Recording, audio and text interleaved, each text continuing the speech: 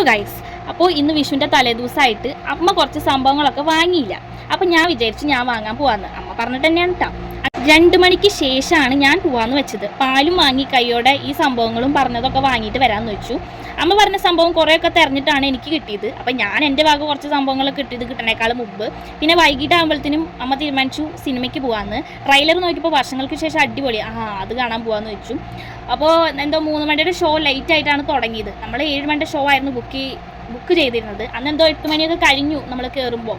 Show late ആയിട്ടാണ് തുടങ്ങിയെന്ന് തോന്നുന്നുണ്ട്. കുറേ നേരം മുഷിഞ്ഞു.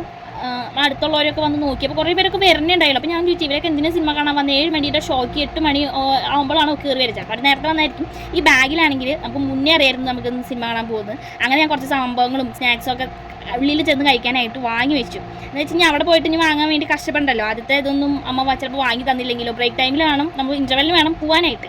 അങ്ങനെ ഇൻ്റർവെല്ലിന് പോയപ്പോൾ കോഫി വാങ്ങാൻ പോയി. കോഫി വാങ്ങാൻ കഥയാണ്. അവിടെ ഭയങ്കര തിരക്കാണ്. കാശ് വേണമെങ്കിൽ കൊടുത്താൽ മതി, വേണ്ടെങ്കിൽ വേണ്ട.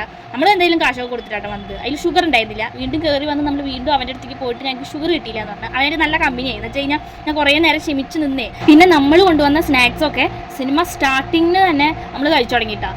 വേറെ ഒരു പരിപാടിയില്ല. നമ്മുടെ വായ ഇങ്ങനെ അനങ്ങി വർത്തമാനം പറയാനാവില്ല. അനങ്ങിയിരിക്കണം എന്ന് വെച്ചിട്ടാണ് ഞാൻ ആദ്യമേ ബബിൾക്കം അങ്ങനത്തെ നല്ല ചില സംഭവങ്ങളൊക്കെ മേടിച്ചു തന്നിട്ടുണ്ടായി.